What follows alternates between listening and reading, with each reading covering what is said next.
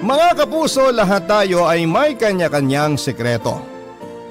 Ilan sa atin ang itinatago ang totoo nilang pagkatao. Meron namang iba na nakakakita ng mga bagay na hindi naman dapat nakikita. Ikaw kapuso, anong gagawin mo kapag minulto ka ng kamag-anak mo para lamang aminin mo ang lihim na iyong tinatago?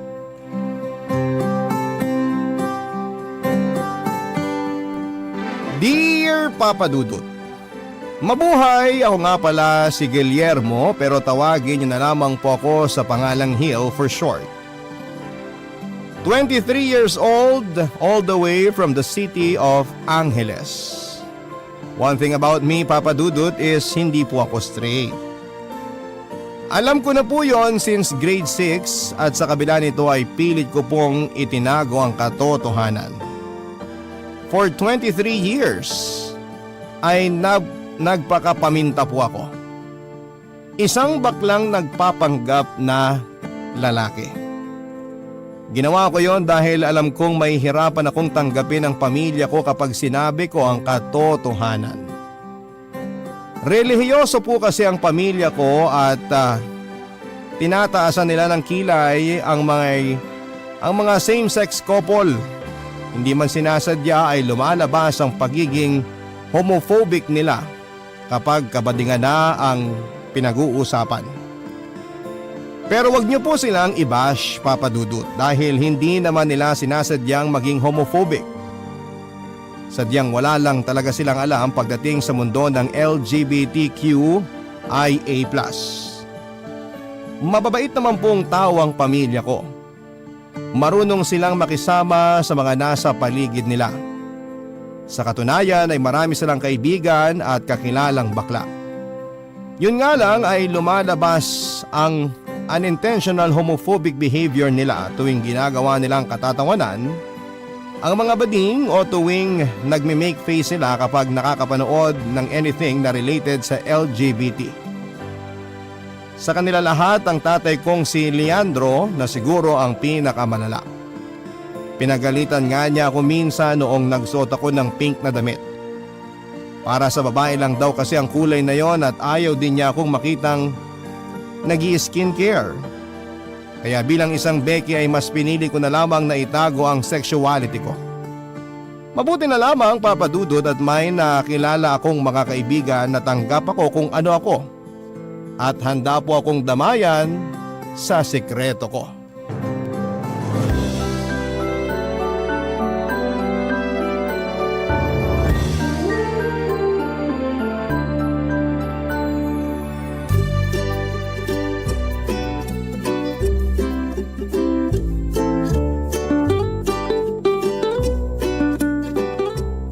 Please welcome candidate number 1, Ricardo Jr. aka Riri. Good evening, everyone and everybody. Standing in front of you is Riri, a 20-year-old stunner all the way from the surfing capital of the Philippines, La Union. Siya nga. Siargao ang surfing capital, hindi La Union. Huh? Siargao ba? La Union ang sabi sa Facebook eh. Surfing capital of the North kasi yon. Mali-mali ka eh. Oh, kasabihan mo na. Okay. Naniniwala ako sa kasabihan na sa panahon ng krisis at pataas ng pataas ang presyo ng langis, maswerte ang mga mangkukulam sa kapis dahil ang gamit nila ay walis. I thank you!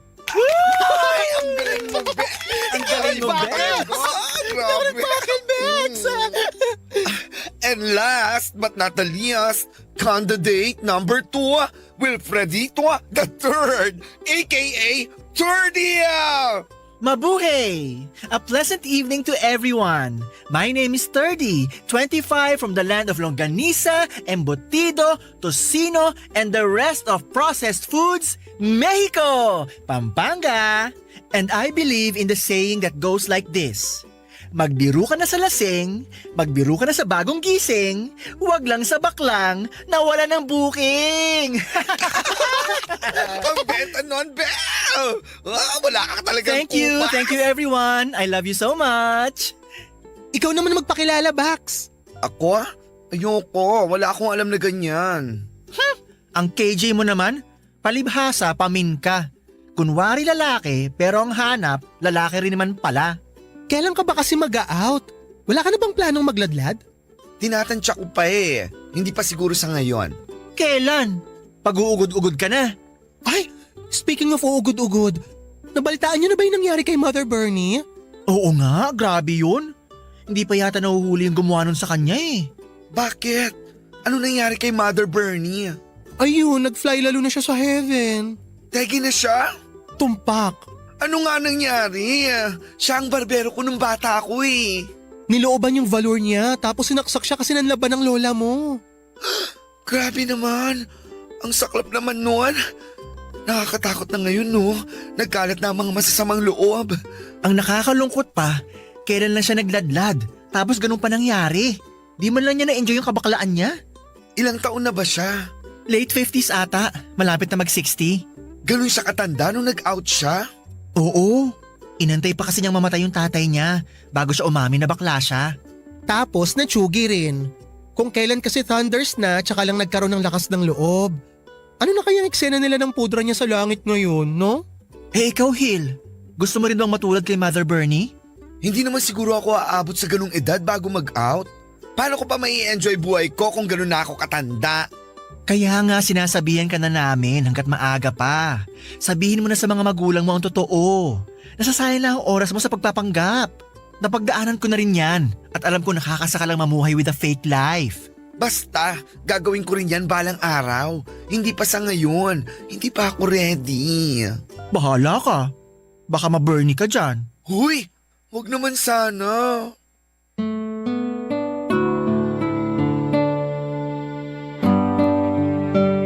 Papa Dudut, hindi alam ng nakakarami pero may isa pa po akong sikreto. Maliban sa pagiging bading ay nakakakita rin po ako ng mga multo. Bata pa lamang ako ay hindi na bago sa akin ang mga nilalang na nakikita ko na hindi naman nakikita ng mga pangkaraniwang tao. Nagsimula po ang lahat noong grade 7 ako. Sa kalagitnaan ng flag ceremony ay bigla na lamang ako nawala ng malay at nagwala. Nang bumalik ang ulirat ko ay sinaniban daw ako. Yun ang kwento sa akin ng mga kaklase ko noon. Matapos ang araw na yon ay hindi na po ako katulad ng dati. Para bang biglang nabuksan ang third eye ko. Nagsimula akong makakita ng mga bagay na hindi naman nakikita ng iba, Papa Dudut, at noong araw na nalaman kong namatay si Bernie ay nagpakita siya sa akin ng gabing yon. Nakatayo lamang siya sa labas ng bintana ng kwarto ko.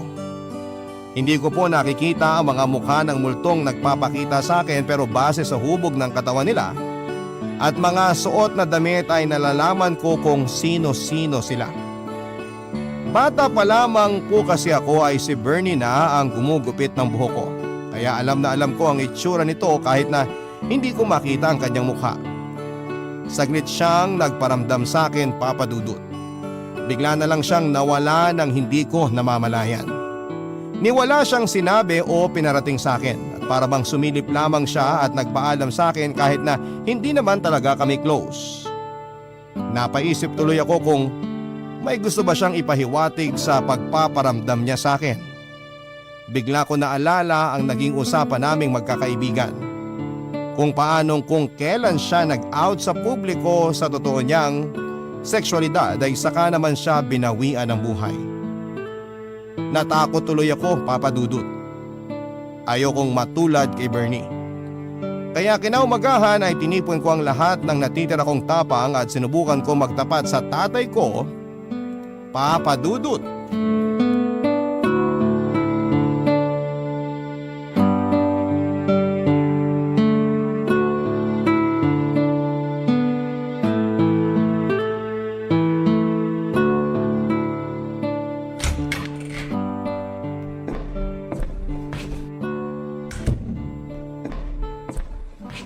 O tay, maaga yatang natapos inuman nyo ha.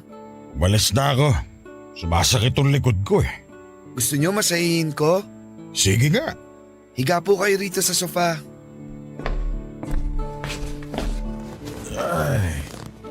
Naparami yata ang kain ko sa pulutan namin kanina. Ang sakit tuloy ng bato ko. Ano ba kasi pinulutan nyo? Lechon saka chicharong bulaklak. Birthday party kasi ng apo ni paring Andong. Kaya yun, nagpalit yun. Kasi naman tay, ang pulutan hindi dapat inuulam, hindi rin pinapapak. Ang sarap kasi. Ang crispy ng balat. Sige kayo, pag tumaas blood pressure nyo, good luck na lang talaga. Uminom ba kayo ng maintenance nyo? Bawal daw uminom ng gamot kapag iinom ng alak eh. Hindi kayo uminom ng gamot? Ay hindi, bukas na lang. Wala naman siguro masama kapag hindi ako uminom ng gamot ng isang araw. Ang tigas talaga ng ulo. Tay, may sasabihin po ako sa inyo. Ano? Pero, i-promise nyo muna na hindi kayo magagalit. Nakabuntis ka? Hindi no, yak. Eh ano ba yun? Basta, mag-promise kayo di kayo ma-high blood. O sige na, promise. Matagal ko na po itong tinatago. May girlfriend ka? Hindi! Tay naman, pinangungunahan nyo ako eh. Ang tagal mo kasi magsalita, paligoy-ligoy. Sabihin mo na kasi. Ito na nga, sasabihin ko na. Singit kasi kayo ng singit eh. Ang totoo niyan, ayaw ko sanang sabihin sa inyo to kasi alam kong magagalit kayo. Sabi na eh, nakabuntis ka nga. Hindi nga po, bakla ako, hindi ako nakabuntis. Wala akong girlfriend kasi bakla ako. Bakla? Sadali nga. Tulungan mo ako at babangon ako. Oh, dandan. Anong sabi mo? Bakla ka? Opo, bakla, Becky, bakling, baklita, baklos, bayot. Hindi nakakatuwang biro to, Hil ha? Hindi to joke time, tay. Wala tayo sa comedy bar. Totoo ang sinasabi ko. Bakla ang anak nyo, bakla ako. Hindi ka bakla. Wala akong anak na bakla. Akala nyo lang wala, pero meron. Oops, 2 beses lang yun ha. Baka kasi sampalin nyo ako kapag ginawa akong 3. Hindi lang talaga sampal ang aabuti mo sa akin. Sandali nga, nasan may pamalo ko? Lah, toy. Hindi na ako bata para habulin nyo ng pamalo ha. Sige, sabihin mong bakla ka. Matitikman mo tong 2x2 ko. Bakla po ako. Final answer. O ba talagang, halika nga rito. Huwag po tay. Palilintik ka talaga sa Lasing akin. kayo, hindi nyo ako makakabol. Diyan ka lang, lintik ka. Papaluin ko ulo mo baka sakaling malog. Tignan natin kung di ka maging lalaki. Pag dalamog ka, kapapalo ko sa'yo. Tay, nasa na kayo? Tay, tingnan mo to, tinulugan ako. Tay, gising. Tay, natutulog ba kayo o ano? Uy, Tay, Tay, Nay! Nay, si tatay, tulong! Tulong! Tay, Tay!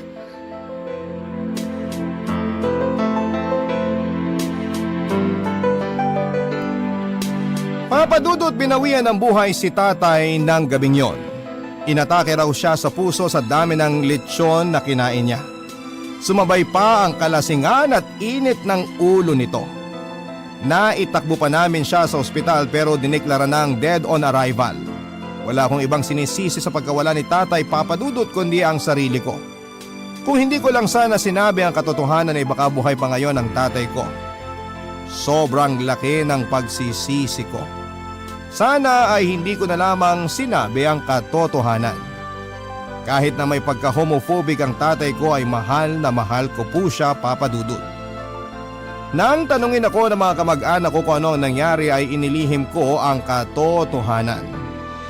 Pinalabas ko na lamang na biglang bumulugta si tatay pagka-uwi nito galing sa inuman. Sinisi ko pa ang lechon na pinulutan niya na siyang naging dahilan ng pag-atake nito sa puso.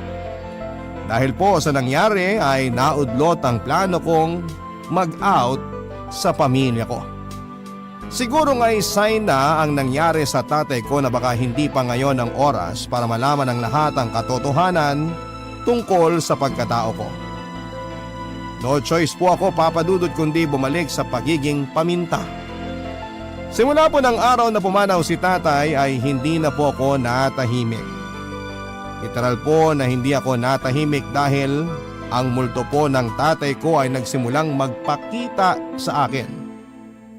Hindi lang siya nagpaparamdam, Papa Dudut. Nang mga panahon na yon ay binubulabog pa niya ako. Ginulo niya ang tahimik kong buhay na para bang napakalaki ng pagkakasala na nagawa ko sa kanya. Barangay Love Stories. Barangay Love Stories. Nagsimula ang lahat sa isang panaginip. Hinahabol daw ako ng tatay ko ng 2x2 habang paulit-ulit na isinisigaw na wala siyang anak na bakla. Nagising po akong tagaktak ang pawis at kumakabog ang dibdib. Pagdilat ko ng mga mata ko ay isang anino ang napansin kong nakatayo sa may pinto ng kwarto ko, Papa Dudut. Napabalikwas ako sa kinahihigaan ko at nang suriin ko ulit ang pinto ay wala na ang anino. Pawisan po ako pero nanlalamig ang pakiramdam ko. Alam kong may hindi pangkaraniwang nilalang akong kasama ng mga oras na yon pero hindi ko alam kung saan siya nagtatago. Papadudod sanay na akong makakita ng mga multo pero sa pagkakataong ito ay kakaibang takot ang naramdaman ko. May hinala na kasi akong kung sino ang nagpaparamdam sa akin, walang iba kung hindi si tatay. Para akong sira na mag-isang nagsasalita sa kwarto ko ng mga oras na yon, Papa Dudut. Humingi ako ng tawad kay tatay dahil sa mga nangyari at hindi ko ginusto na atakihin siya sa puso. Pero kahit ganon man ang nangyari ay hindi na talaga mababago ang katotohanang bakla ako. Pagkasabi ko ng mga salitang yon ay dahan-dahang bumukas ang pinto ng kwarto ko kahit na nakalak naman ito. Kinaumagahan ay agad kong pinuntahan ang mga kaibigan ko para ipaalam sa kanila ang kababalaghang nangyayari sa akin, Papa Dudut.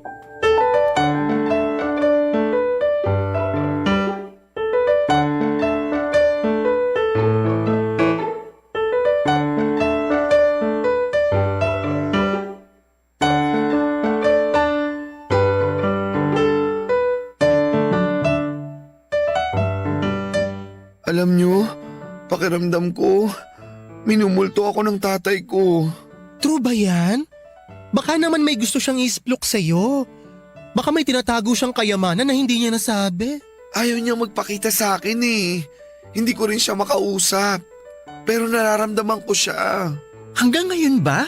Pinaninindigan mo pa rin yung sinasabi mong may third eye ka? Alam kong hindi ka naniniwala sa mga multo pero totoo tong sinasabi ko. Minumulto talaga ako ng tatay ko. Paano mo naman nasabi? Nakita mo ba yung mismong mukha ng tatay mo?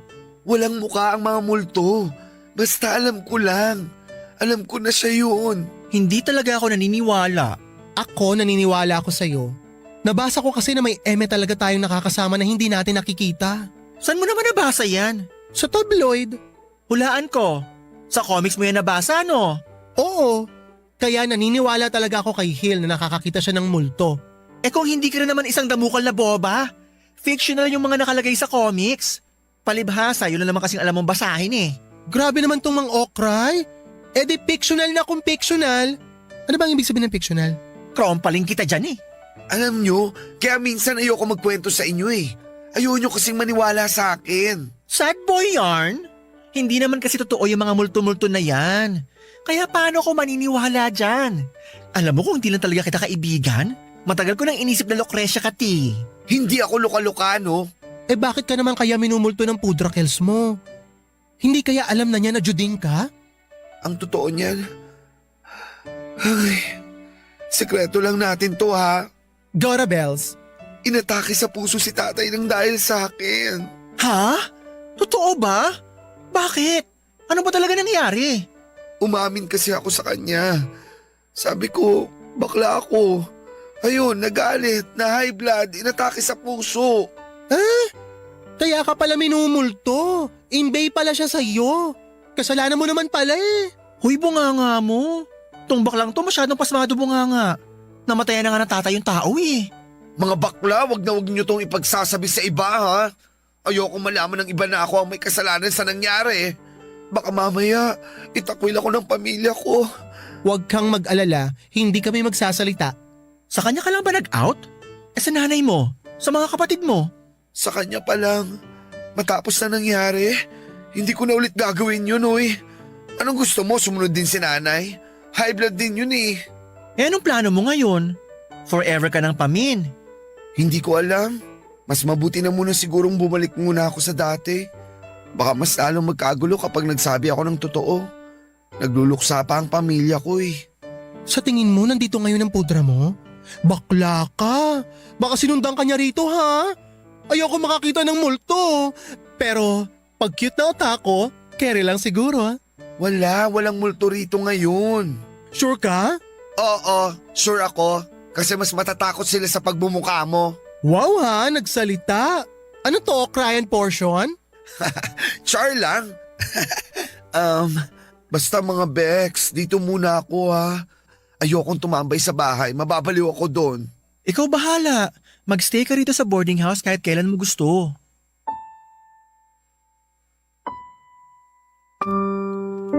Nagpatuloy ang panggugulo sa akin ng spirito ni Tatay Papa Dudut. Sinubukan ko siyang kausapin pero para bang ayaw niya akong pansinin. Tuwing gabi sa kalagitnaan ng pagtulog ko ay nagigising na lamang ako sa mga malalakas na katok mula sa ilalim ng kama ko na para bang may taong nagtatago sa ilalim. Minsan ay bumubukas ang pinto ng kwarto ko pagsapit ng madaling araw. Sumisindiring mag-isa ang ilaw at tuwing tumatayo ako para patayin ito ay kusa na lamang itong nag-switch off. Palagi rin po akong binabangungot, Papa Dudut. Gabi-gabi kong napapanaginipan si tatay na hinahabol ako. May panaginip din ako na nakabitin ako patiwarik sa isang puno. Nakatingala sa akin si tatay, dismaya ang makikita sa mukha nito.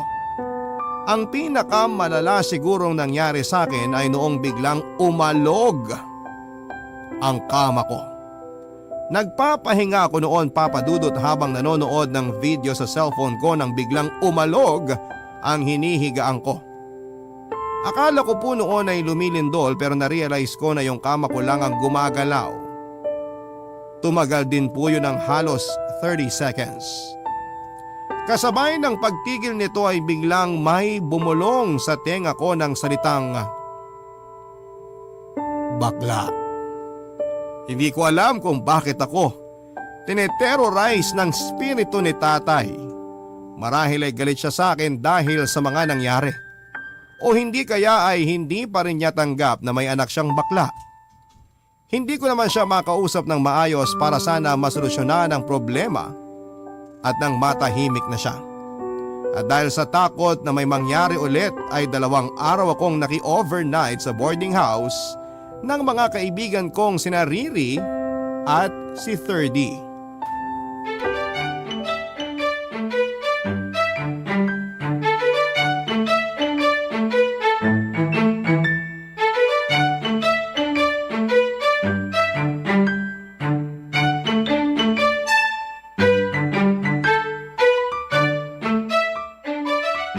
Pasensya na sa abala mga Bax.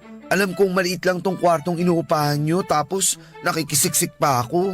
Carry lang. Masaya nga para tayo nagka-camping. Camping? F talaga, Riri? P kaya yun? Ha? Pinalitan na ba? Hindi ako na-inform. Anong nagka-camping? May campfire ba? May tent? Nasa labas ba tayo? Kahit kailan ka talaga, Riri. Syunga-syunga ka. Magkakasama kasi tayong 3 dito sa kwarto kaya naisip ko na parang camping. Ganon kasi yung feel sa akin. Gets ko naman yung point ni Riri. Mali lang talagang ginamit niyang term. Maiba tayo. Bakit ka naglaya sa bahay nyo? Gaga, hindi ako naglayas.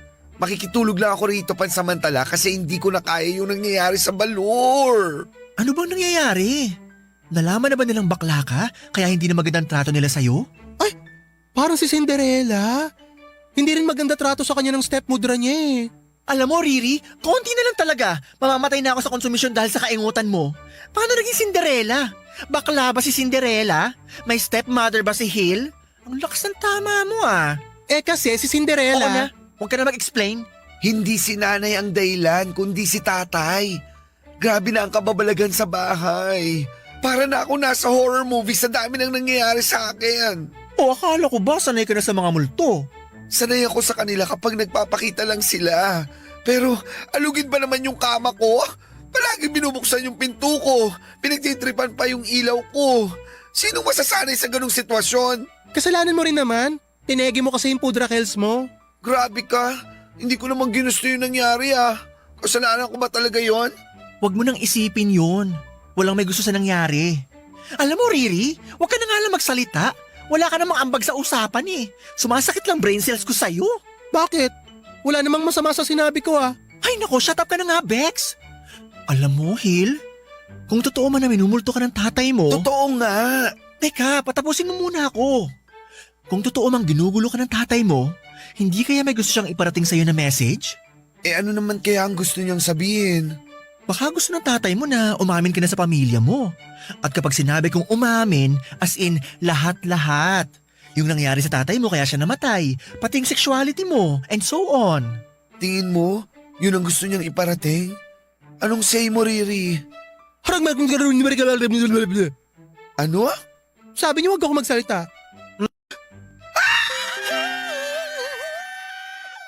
Grabe ka bakla! Pause ka pero nakakasigaw ka! Ano ba yung bakla? Ba't ka sumigaw? Nandito ba yung tatay mo? May nakikita ka bang multo dito sa boarding house ngayon? Wala! Nagulat lang ako sa itim na pusa dyan sa bintana. Biglang gumalaw. Akala ko kasi staff toy. Puisit ka! Akala ko na kung ano. Pusa yan ng border sa kabilang kwarto. Lagi yan dito kasi pinapakain niya ni Riri. Ikaw, Hil, ha? Kapag ako natege rito, magta-tag team talaga kami ng tatay mo para guluhin ang buhay mo. Papatayin mo ko sa syokot eh. Sorry na. Matulog Ay, na nako. nga lang tayo. Mabuti pa nga. Para tayong tangang nagsisigawan dito. Good night, mga backs! Ang totoo niyan, Papa Dudut, ay sinundan talaga ako ng tatay ko sa boarding house nila Riri at 30. Hindi ko na lamang po ito binanggit sa kanila dahil ayokong matakot sila at baka palayasin pa ako. Pero kumpara sa bahay ay naging mahinahon ang pagpaparamdam sa akin ni tatay.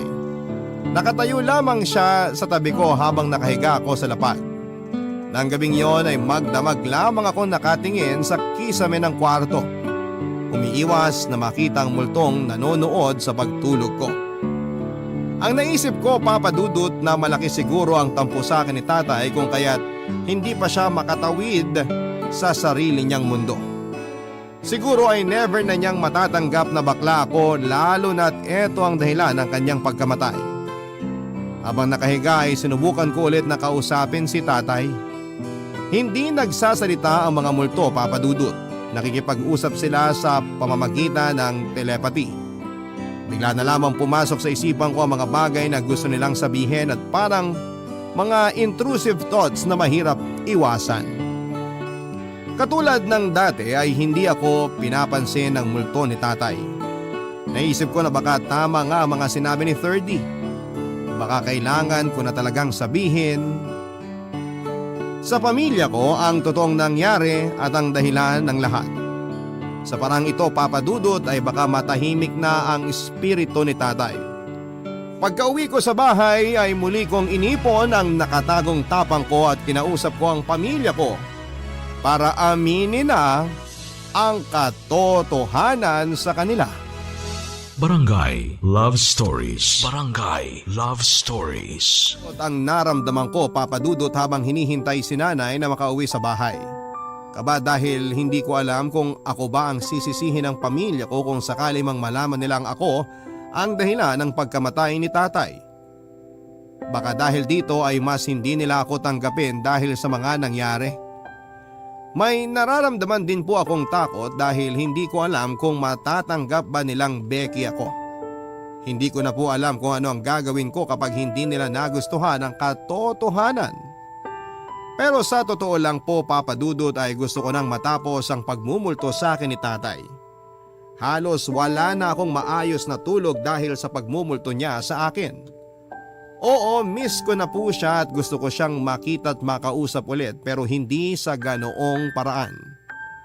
Ayokong mapalitan ang mga magagandang ala-ala ni tatay ng pagmumulto niya sa akin. Isa pa po ay gusto ko na ring makawala mula sa pagpapanggap. Gusto ko na ring maranasang maging masaya, yung maging malaya. Nais ko na ring magawa ang mga gusto ko. May suot ang mga damit na angkop sa nararamdaman ko at gumalaw ng naaayon sa emosyon ko. Sawa na po akong magtago, Papa Dudut. At para hindi mabigla ang lahat ay minabuti kong unahing kausapin na muna si nanay. Umasa kong siya sa kanilang lahat ang makakaunawa sa kalagayan ko. Nagbabaka sakali ako na kapag tanggap ako ni nanay ay baka tanggapin din ako ng ibang kamag-anak ko, Papa Dudut.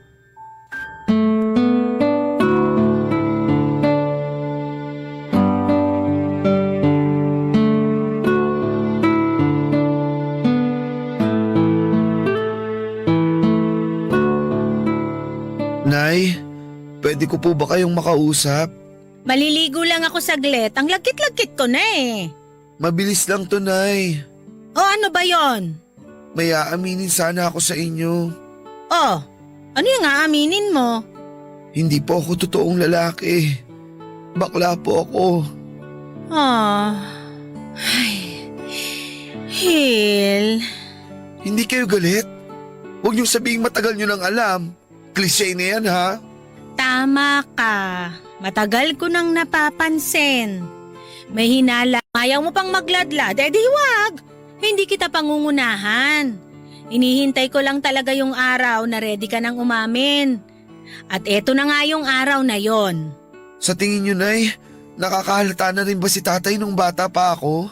Napag-usapan namin yan noon. Nahahalata raw niya sa mga kilos mo noon. May ibang pitik ka kasi. Tinanong nga ako ng tatay mo kung baliko ka nga raw. Sabi ko naman, hindi ko napapansin. Siyempre ayaw ng tatay mo na maging bakla ka. Pero kung nabubuhay pa siya, sigurado naman akong matatanggap ka niya. Sa tingin niyo po, Oo naman. Mahal na mahal ka ng tatay mo. Lahat kayong mga anak niya. Kaya kahit ano pa kayo, tsak natanggap niya kayo. pero, Nay, may aaminin pa akong isa sa inyo. Ano pa? Sabihin mo na lahat, makikinig ako. Yung pagkamatay po ni tatay, parang kasalanan ko po yata. Ha? Bakit mo naman nasabi yan? Kasi po ang totoo niyan, sa kanya po ako unang umamin. Oh, tapos? Nagalit po siya. Ayaw daw niya ng baklang anak. Tapos, ayun na po, inatake na siya sa puso. Anak, inatake sa puso ang tatay mo kasi hindi siya uminom ng maintenance niya. Lasing siya tapos kumain pa siya ng napakaraming mamantikang pagkain. Eh hindi mo kasalanan ang nangyari. Pero kung hindi ko po sana ginawa yun, baka hindi po nangyari yun. Wala namang may gusto sa nangyari eh. Hindi mo kasalanan yun. Siguro nagulat lang yung tatay mo. Hindi yun galit, lasing siya nun eh. Eh kayo po ba, Nay? Hindi po ba kayo galit sa akin? Bakit naman ako magagalit sa'yo? Baka lang galit kayo na bakla ako. Kasi hindi ko po kayo mabibigyan ng apo. Hindi ako galit. May konting dismaya pero may magagawa pa ba tayo? Wala naman, di ba? Ayoko naman piliting kang bigyan ako ng apo kung ayaw mo. Kahit ano ka pa, tatanggapin kita kasi anak kita eh. Sa akin ka nang galing. Kung ano ka, dahil yan sa akin at sa tatay mo kasi dugot laman ka namin. Maraming salamat po, Nay. Maraming salamat dahil naiintindihan niyo po ako. Basta ha, huwag ka lang mag-uwi ng lalaki dito sa bahay. Baka mamaya biglang bumangon yung tatay mo sa hukay. Hay nako, Nay, kung alam niyo lang.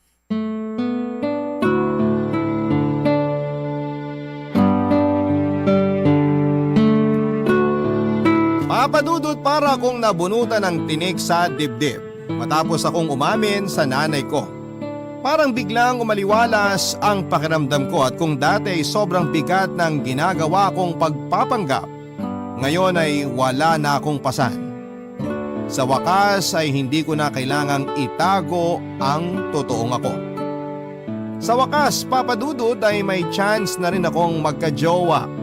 Magagawa ko na ang gusto ko nang hindi iniisip kung ano ang sasabihin sa akin ng ibang tao. Kasabay ng pag-amin ko sa nanay ko ay bigla na rin pong tumigil ang pagpaparamdam sa akin ni Tatay Papadudot. Para bang yun lang talagang hinihintay niyang mangyari para tumigil na siya. Na-realize ko na baka nga hindi talaga galit sa akin si tatay. Baka gusto lang talaga niyang ipahiwatig na gusto niyang aminin ko ang katotohanan sa pamilya ko para hindi na ako nahihirapan pa. Kung sinabi lang sana sa akin yun ni tatay noong unang gabing nagparamdam siya, edi everybody happy na sana kaagad. Medyo malakas din ang trip ni tatay at tinapot pa ako ng ilang araw para lamang doon. Siguro ay buwabawi yon sa akin, Papa Dudut. Aaminin ko na medyo nalungkot ako sa biglang pagtigil ng pagmumulto ni tatay. Ang ibig sabihin nun ay hindi ko na siya makikita pa. Yun ang huli naming pagsasama pero umaasa pa rin ako na sana ay mabigyan ulit ako ng chance na makita o makausapan lang siya kahit sandali lamang. Gusto ko kasing magpasalamat sa pagiging mabuting ama niya sa akin at gusto ko ring mag-sorry dahil hindi ako lumaki ng katulad ng kanyang inaasahan. Pero simula noon ay hindi na po nagparamdam sa akin si tatay.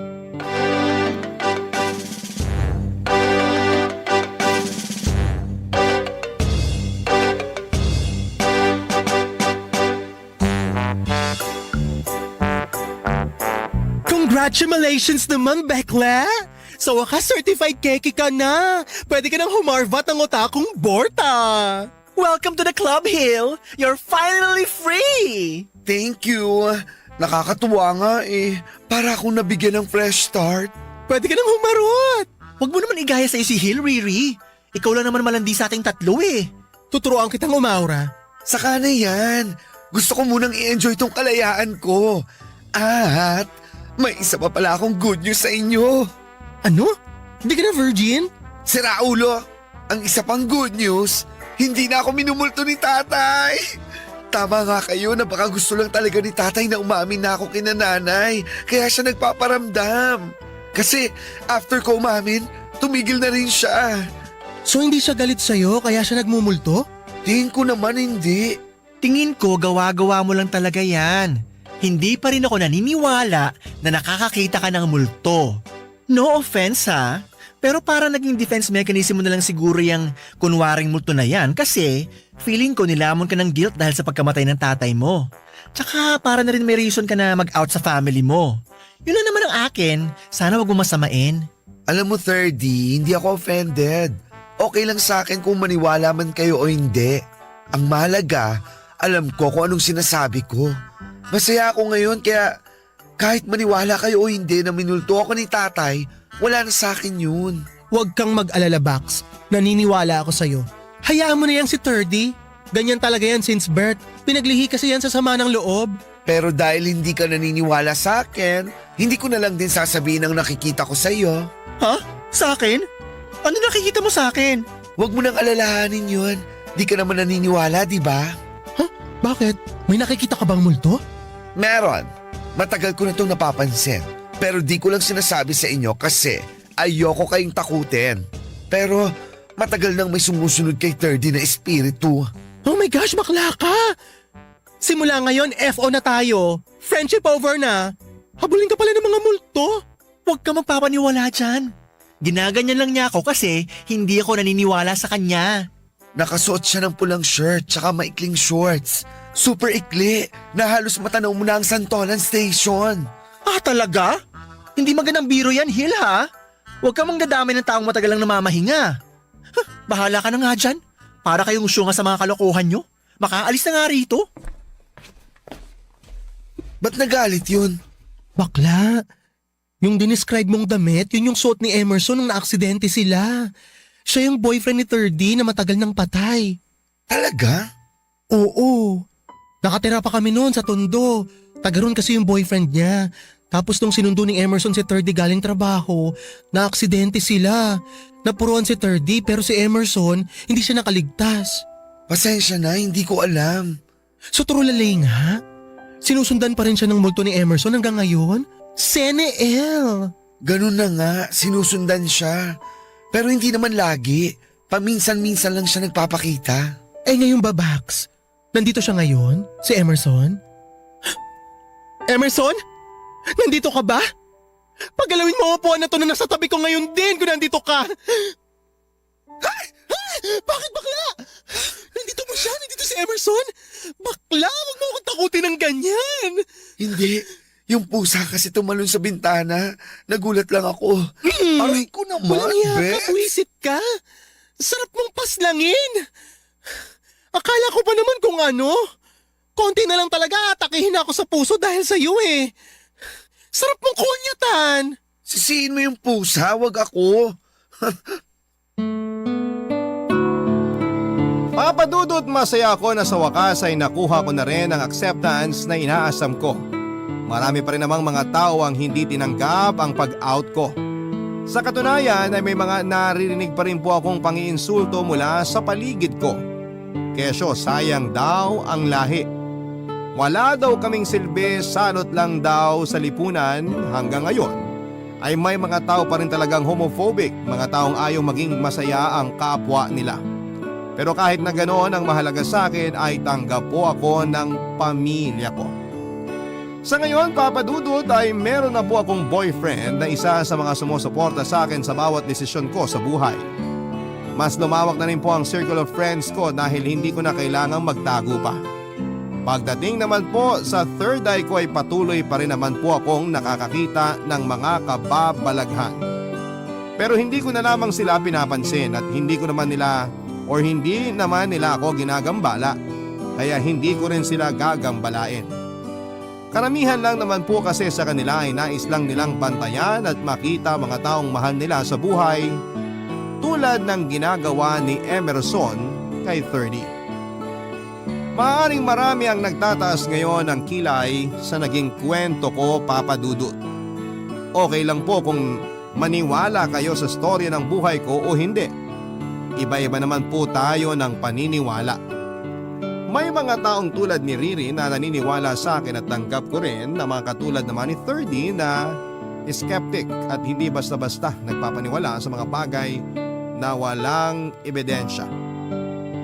Iiwan ko na lamang po ang desisyon sa inyo kung alin kayo sa dalawa. Hanggang dito na lamang po ang story ko, Papa Dudut, at sana po ay nag-enjoy kayo sa kwento ko na medyo nakakatakot man, ay may lesson namang matututunan kahit na papaano. Muli, thank you very much and God bless. Ang inyong forever kapuso at kabarangay, Hill. Barangay Love Stories.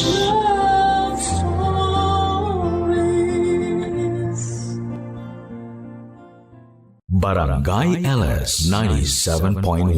97.1. Number 1. Forever.